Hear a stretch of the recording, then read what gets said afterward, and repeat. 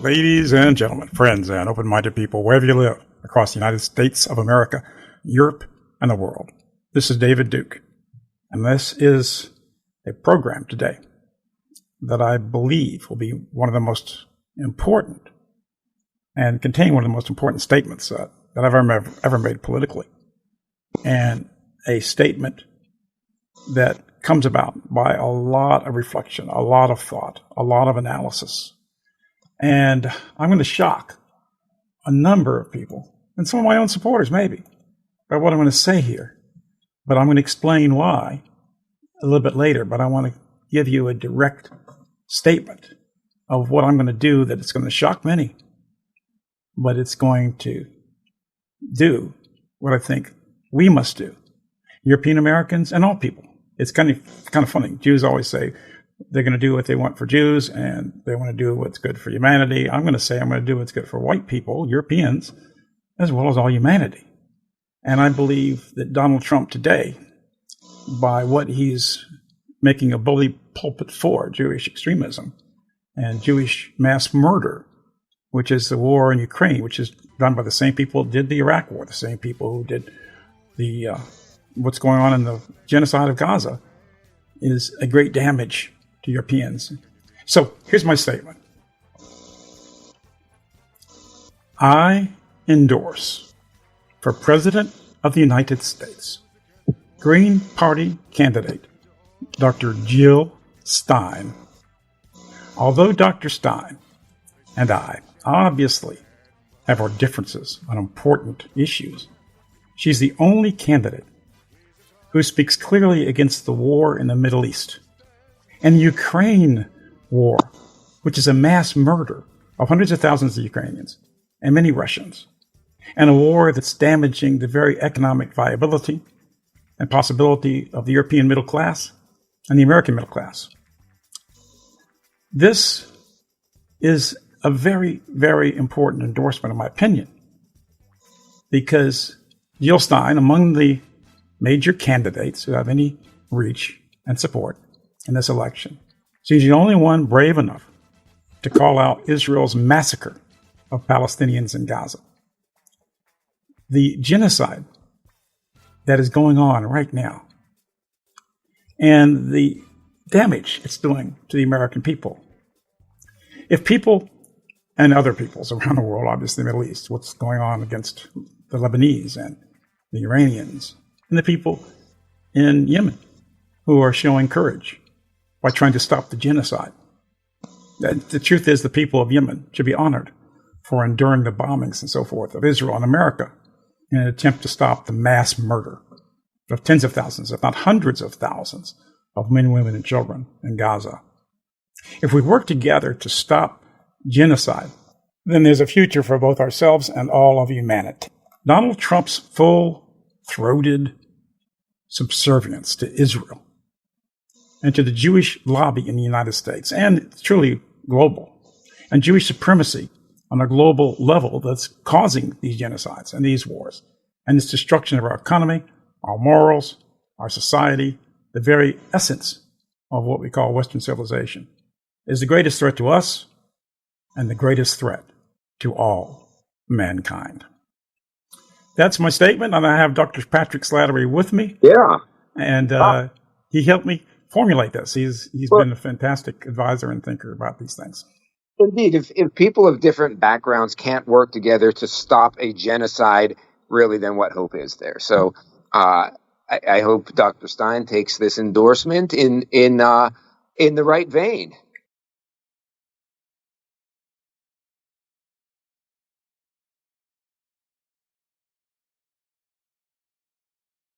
Trump's real adjustment on some of these social issues, where Protestant evangelicals will be voting for him in droves on the basis of Christian Zionism and what they believe is someone who shares their social agenda, when in fact Trump has endorsed publicly in this campaign. Whatever one thinks of it, we're simply talking about this as far as the fact that a strong element of his coalition is unaware that he has endorsed in vitro fertilization, that Trump is taking a very equivocal position on the abortion issue that is not what his Christian Zionist supporters necessarily believe that he believes. Trump has done more, and this is where Dr. E. Michael Jones comes in of the Roman Catholic Culture Wars publication. Trump has done more to advance the LGBTQ agenda in the Republican Party than even his predecessor, George W. Bush.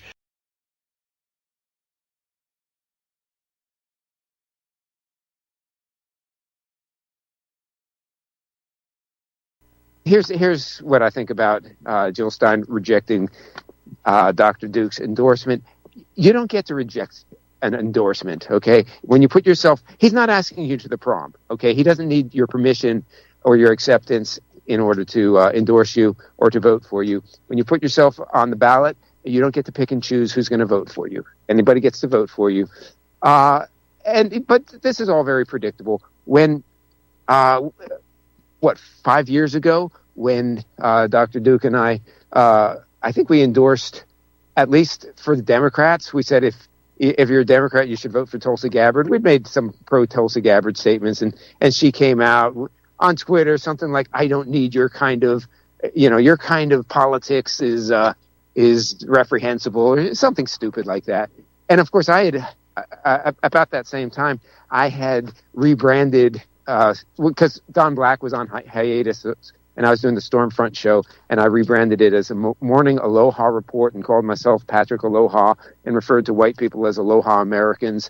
And replaced our theme song, which was "The South Shall Rise Again." I replaced it with "Aloha Oi," and I thought that was funny.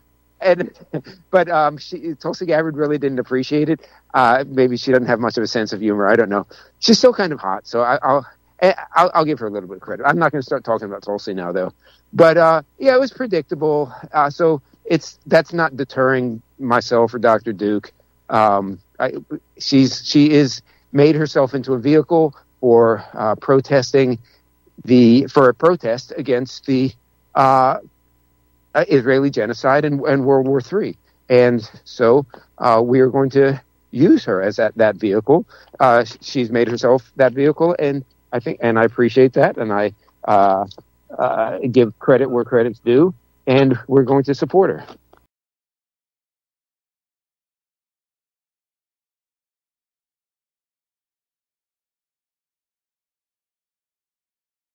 I wanted you to explain to us and you think you have two main reasons. What are the two main reasons that you're actually going to vote for and support Jill Stein for president? I'd like you to share that with the audience real clearly. Okay, so the first reason has to do with Donald Trump, because honestly, I'm still kind of a Donald Trump fan. I appreciate what he's tried to do, but I also try to be realistic about what he actually has accomplished, what his first administration was like. It really was, to the extent he was trying to do good things, and I do think he had at least some good intentions. He was defeated at most turns by a Jewish power structure, both from the outside, the media, the courts, but also from within the media and from within his own administration. He brought in so many people like Nikki Haley, Mike Pompeo, brought in people who obstructed the agenda that he was elected on, and so it didn't work out well. So I'm trying to do a very objective, analytical decision about whether he's worth supporting or not, and it's difficult. Frankly, it's difficult. And if people think, well, he's the lesser of two evils still, or he's better than Kamala, and so we've got to support him for that reason, I can appreciate that thinking.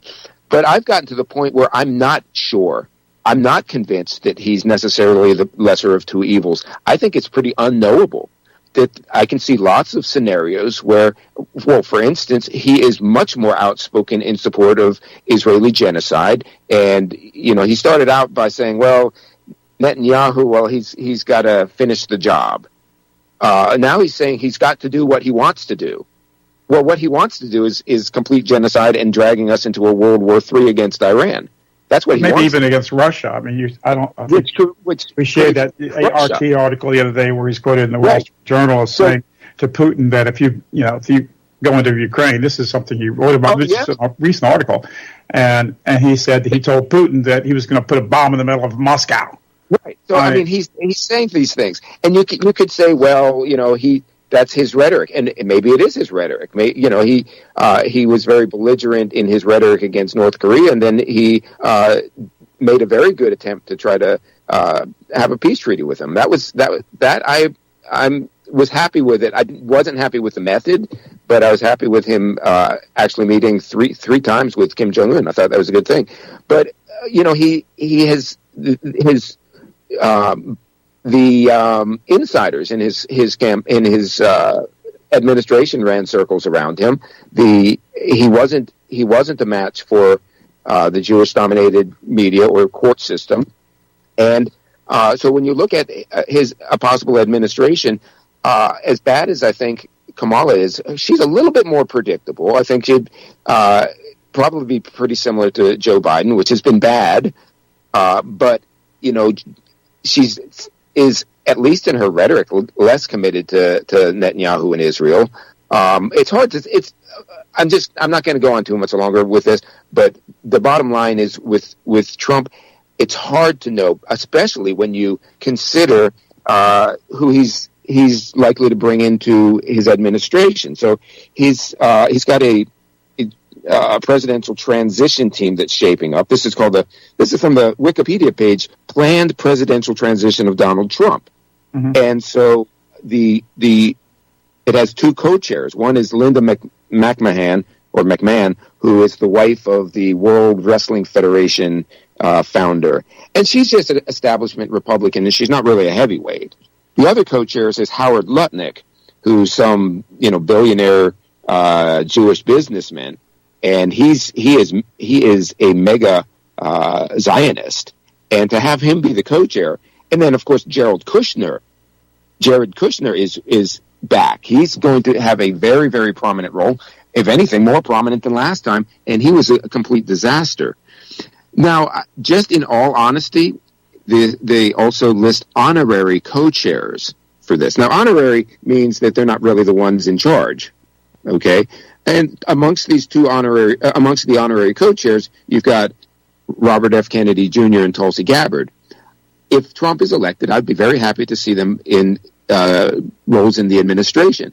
And Tulsi Gabbard, if she were, for instance, Secretary of Defense, she might be in a very good position to mitigate what the damage that the likes of Howard Lutnick or Jared Kushner would try to do. So I'm not saying it's an easy call, but it's hard to know. So I don't know whether Trump would be better or worse. So that's that reason number one. And then as for the reason to support Jill Stein is very, and the thing is, if you're in one of these 7 swing states, maybe you want to withhold your judgment until Election Day.